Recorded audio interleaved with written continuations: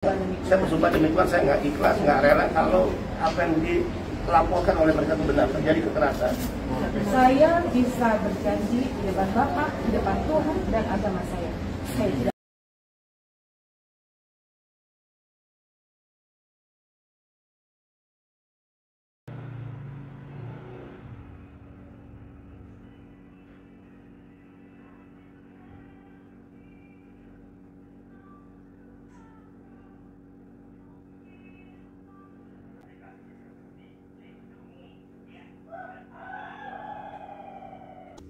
Lima perempuan calon buruh migran melompat dari gedung setinggi 15 meter. Mereka nekat kabur karena tidak tahan kerap disiksa.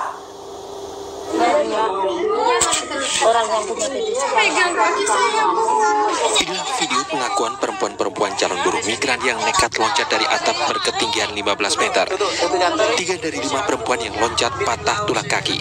Para buruh migran mencoba kabur karena tak tahan kerap disiksa di tempat pelatihan.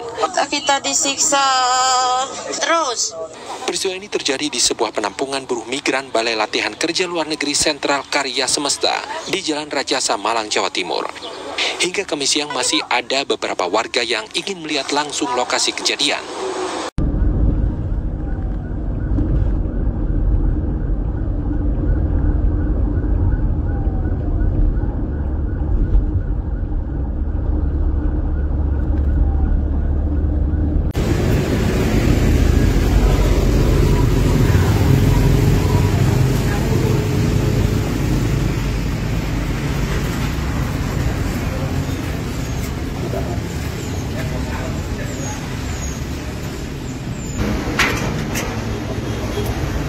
Ya, kamu lihat tahu kan?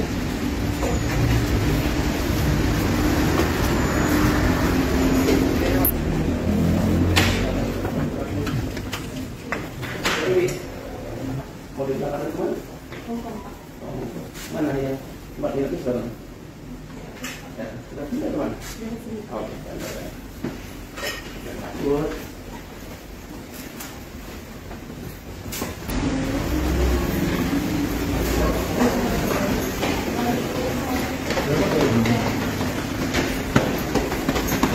Sama teman-teman yang kemarin.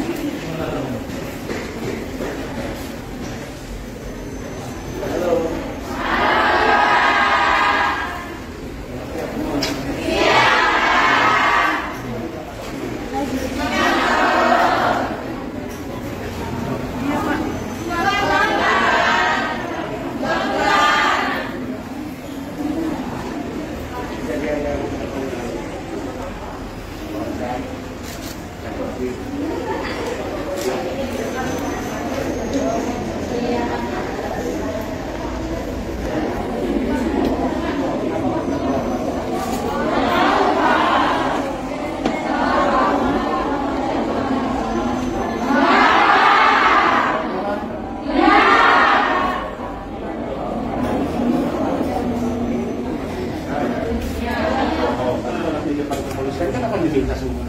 Iya.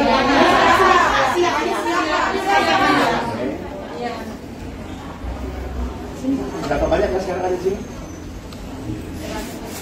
100 berapa?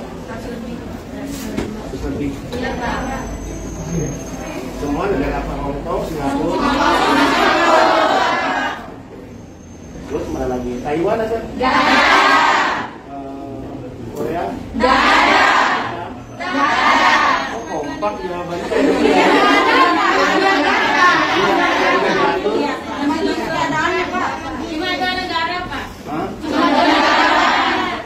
Rata-rata berapa usia sini?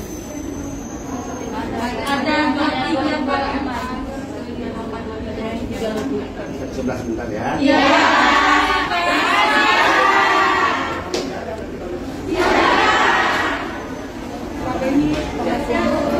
Baik.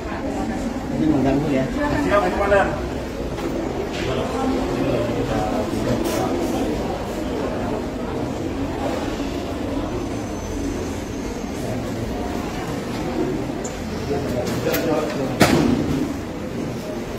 Selamat pagi semua.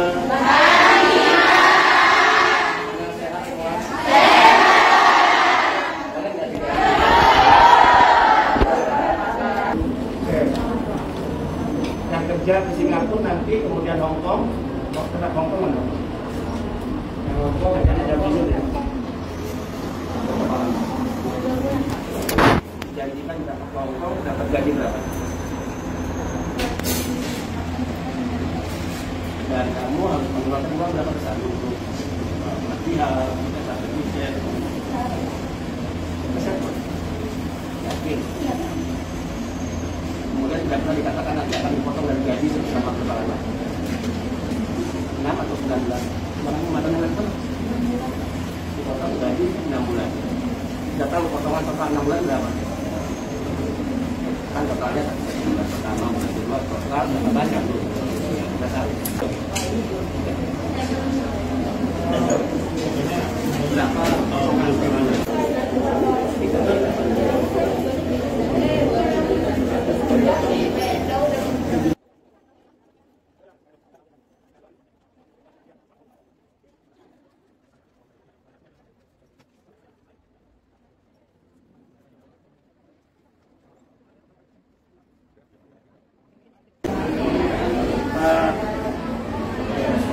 Saya marah loh. Atas nama Tuhan saya bersumpah kalau itu benar saya marah. Saya nggak rela, saya nggak ikhlas kalau terjadi kekerasan. Ibu yakin nggak? Ibu bisa garansi saya nggak? Pak, Bapak bersumpah demi Tuhan, Ya. saya juga bisa bersumpah demi Tuhan. Saya bersumpah demi Tuhan saya nggak ikhlas, nggak rela kalau apa yang dilaporkan oleh mereka itu benar, terjadi kekerasan. Saya bisa berjanji di depan Bapak, di depan Tuhan dan agama saya. Saya tidak pernah melakukan kekerasan. Kalau mereka sekedar mau keluar, kan bisa ngomong baik-baik. Nggak perlu mereka harus mencari resiko sampai lompat. Betul, saya setuju itu pernyataan Bapak, saya setuju. Kami kemarin hadir dari Kementerian Pak, dari Provinsi, Kabupaten Malang, Kota Malang, perwakilan pemerintah. Sehari sebelumnya Pak Yogi itu sudah datang menemui anak, menemui kami. Sudah menjelaskan dan menanyakan maksudnya dibilang menyiksaku apa. Anak-anak tuh bilang itu bukan menyiksa fisik. Jawaban mereka, karena mereka jenuh. Katanya setiap hari harus belajar, mereka jenuh. Itu yang disebut mereka siksaan tadi. Monggo diklarifikasi langsung ke anak buah Bapak yang di Surabaya. Bertemu langsung, mendengar langsung dari JPM. Tidak pernah. Kenapa handphone ditahan kan? Mereka kenapa ditahan? Kalau hari belajar, jam belajar memang kami akan lakukan. Setelah selesai jam pelajaran, mereka selesai ada tugas tingkat sore, itu kami kembalikan. Setiap hari anak memegang handphone. Bisa komunikasi Bisa. keluarga. Bapak melihat bel kami Pak, apakah penampungan seperti ini dibilang ilegal? Apakah penampungan kami yang seperti ini rumah penduduk sebelah? Kami tidak ada security loh Pak. Anak-anak diberikan kepercayaan untuk tiket, tanggung jawab diri sendiri. Anak yang kabur itu Pak, itu kami ada bukti. Ada pihak ketiga yang ingin membujuk. Hal ini saya sudah laporkan ke pihak yang berwajib, ke Polresta. Ada chattingan, voicemail, nomor telepon orang tersebut. Saya serahkan ke polisi untuk ditindaklanjuti.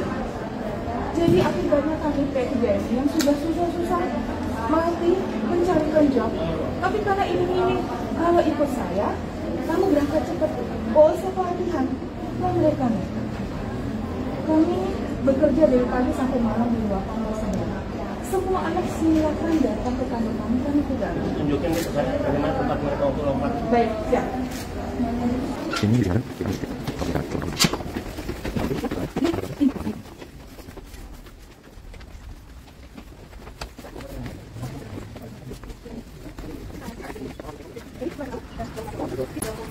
Lompatnya ke sana ke dalam itu.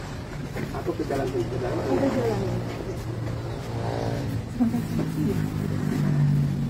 Lewat mana keluarnya Ibu? Dari situ.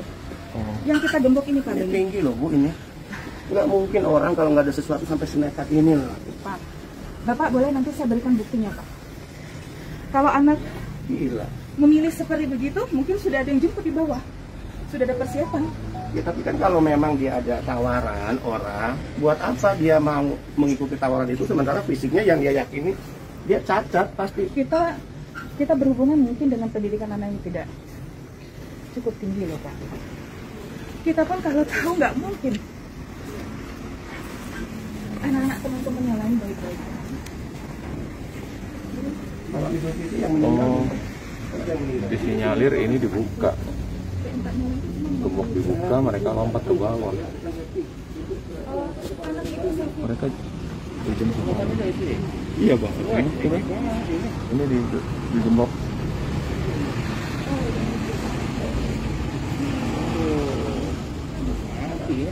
Oh bisa nekat ya? Bisa nekat ya, itu yang dari tanda tanya Pak. Iming-iming apapun bisa mengalahkan ketakutan dia untuk ketinggian, itu hebat juga.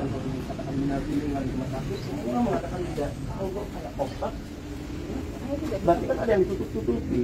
Kalau ibu merasa dia meninggal wajar, kan nggak apa-apa juga yang lain tahu.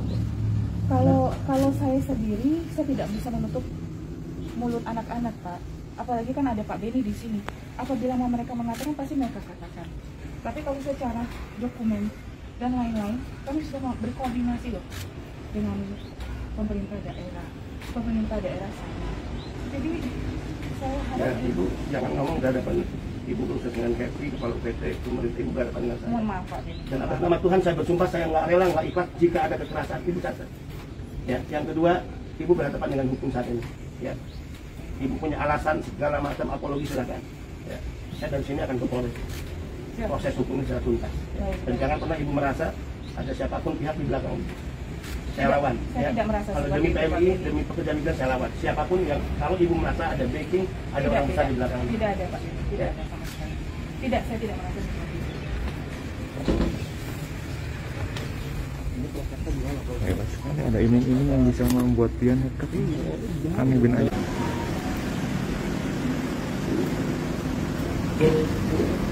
Sedang ikut pelajaran ditahan juga. Hari satu kita nggak ada Pak. Ditahan, dia udah ngaku.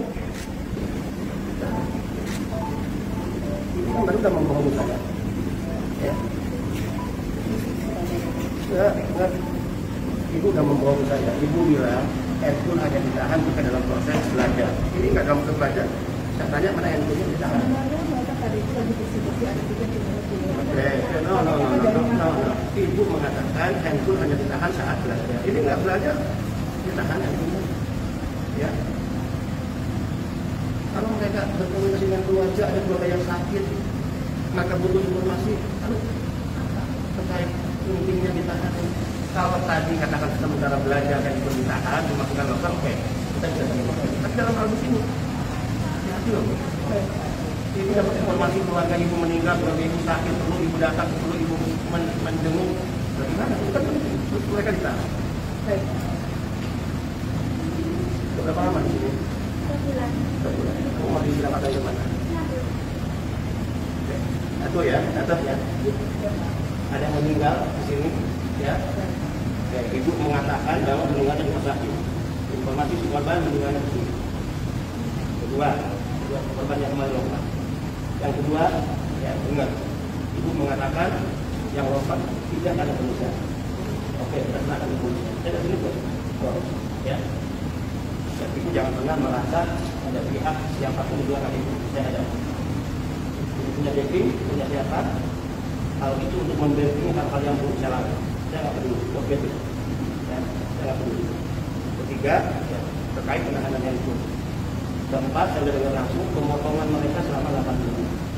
Dan mereka nggak pegang perjanjian kerja. Perjanjian kerja kan ibu tahu pegang perjanjian kerja. Kenapa perjanjian kerja nggak dipegang oleh ibu? Itu sudah salah. Ya, saya rekomendasikan tutup loh perusahaan. Ya.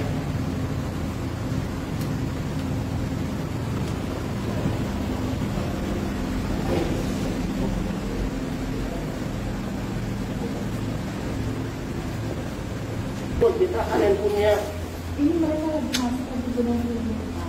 iya kan minimal di loker aja di sini kan begitu. Setelah makan siang kita beristirahat. Setelah mereka semua selesai kegiatan, bagi saya Pak mau jam pun juga kita tidak ada masalah. Kita, apakah saya pernah mempersulit kalau ambil handphone Pak?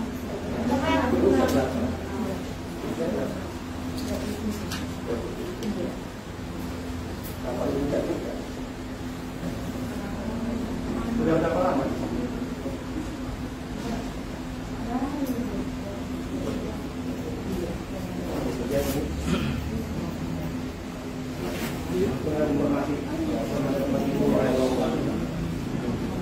Sekarang di rumah sakit 3 orang.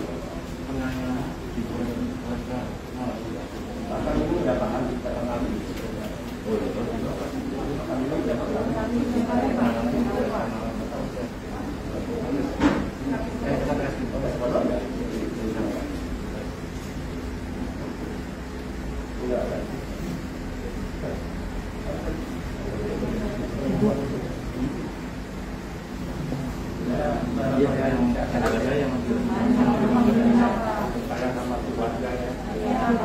orang tua kalian juga akan yang terbaik ya.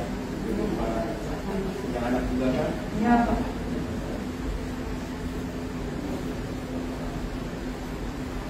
Saya datang ke sini untuk memastikan penampungan pertama fasilitasnya seperti apa ya. Kedua, bagaimana perlakuan perusahaan pada kalian ya. Dan juga hal-hal yang kami dapat informasi handphone ditahan. Tadi dia masih membantah seolah penahanan handphone hanya karena saat pelaksanaan belajar, tapi ternyata ada yang lain juga nggak belajar ditahan. Ya. Pemotongan gaji nanti ternyata kita udah dengar 8 bulan pemotongan gaji. Kalian gaji 5 juta berapa tadi? 300. 500. 5.500.000. Dipotong 4.100.000 per bulan. 8 kali. Jadi kalian hanya dapat gaji berapa? 1,4 per bulan. Bagi keluarga, buat biaya sekolah anak-anak kalian. Udah dapat job belum? Udah. Perjanjian kerja? Enggak kan? Perjanjian kerja itu harus dipegang oleh calon pekerja. Ya, kalian jangan mau dibohongi, dibodohi. Kalian menandatangani perjanjian kerja, udah pernah menandatangani?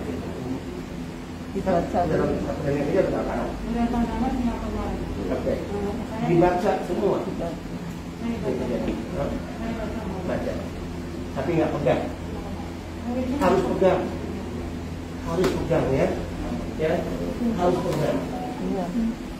Dengan ibu-ibu memegang perjanjian kerja, itu diatur oleh undang-undang agar kita tahu apa hak kita.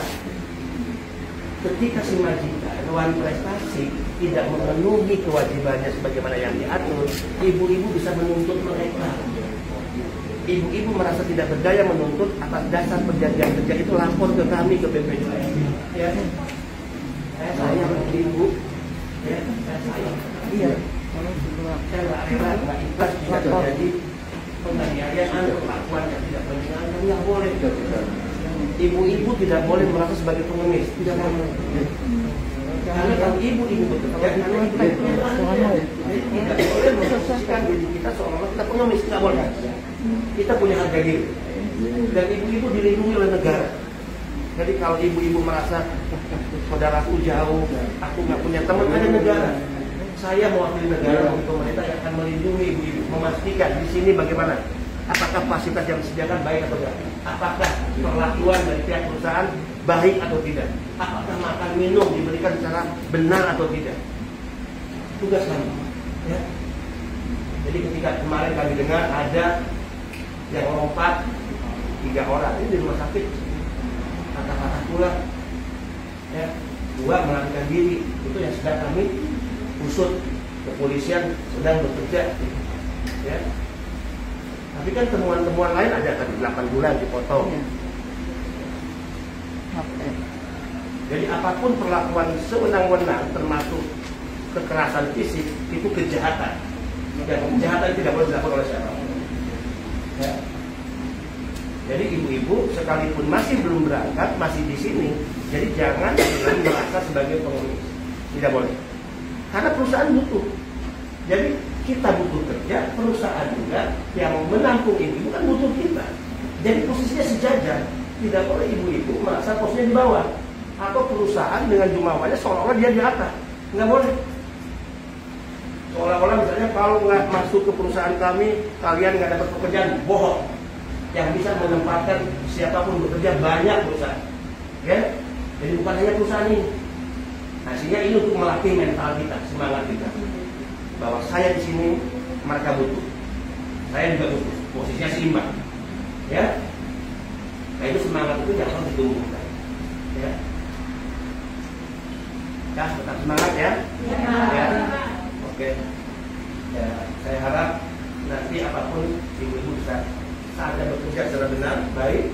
Ya, pegang perjanjian kerja dan kita akan desak kepada perusahaan agar perjanjian kerja itu juga satu saat. Ya, Paham ya? ya, makasih ya. Ya. Assalamualaikum. Jangan lupa ya perjanjian kerja ya. Tidak boleh ada kesewenang-wenangan, perbuatan tidak menyenangkan pada warga negara, khususnya pekerja migran. Pekerja migran ini pahlawan devisa. Saya katakan, mereka menyumbangkan 159,6 triliun pada negara ini. Semua harus termasuk aparatus negara, para perusahaan yang mencari untung dari pekerja migran, sehingga dia harus memberikan perlakuan hormat. Ya, tidak hanya sekedar fasilitas, tidak hanya sekedar pelayanan, tapi perlakuan hormat kepada PMI itu menjadi wajib hukumnya. Kalau yang akan kita temukan hari ini jelas, ya, misalnya handphone, pengakuan dari perusahaan hanya disimpan selama mereka mengikuti proses belajar. Ternyata kita temukan case tidak dalam posisi belajar, handphone juga ditahan. Ini kan sarana vital komunikasi loh. Mereka penting berkomunikasi setiap waktu dengan keluarganya. Kedua, pemotongan tadi gaji. Singapura 5.500.000. Ternyata dipotong selama 8 bulan. Ya, per bulan dipotong 4.100.000. Mereka hanya tinggal mendapatkan 1.400.000. Cukup apa? Tapi yang lebih fatal dari itu adalah setiap calon pekerja yang sudah mendapatkan job di negara penempatan, dia harus menandatangani perjanjian kerja dengan pihak yang memperkerjakan. Disitulah diatur apa yang menjadi hak-hak dan kewajiban.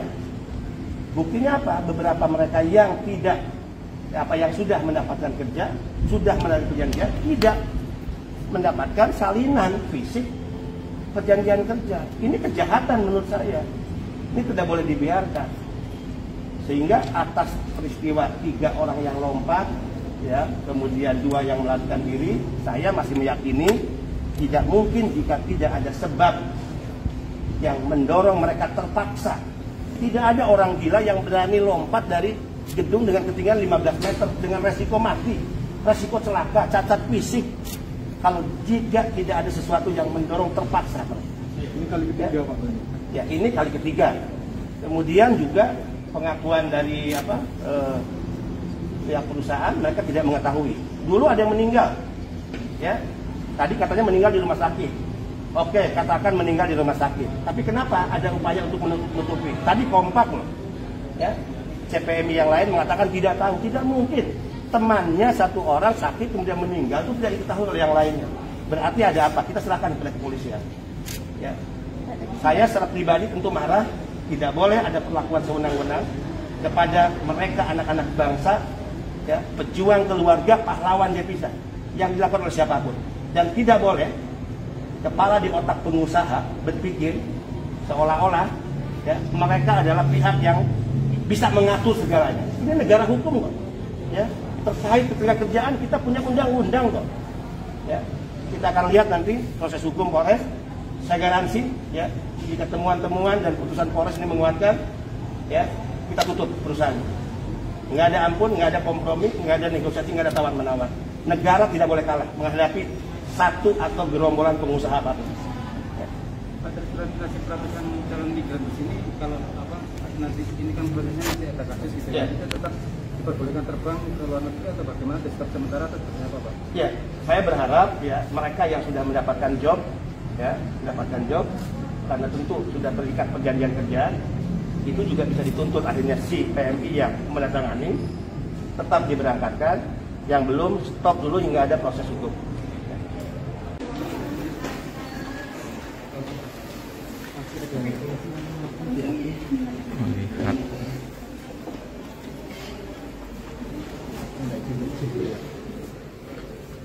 Cuma 2 yang dimasuk. Yang ini dua. Yang tadi Ya, yang resmi. Yang lainnya dua.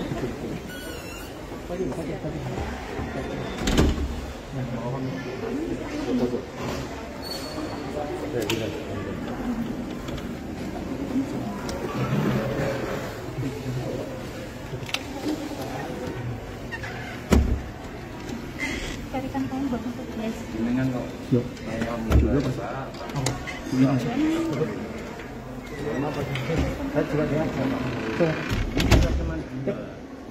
Hijau loh. Saya biasa. Kalau nggak biasa saya nggak kecil.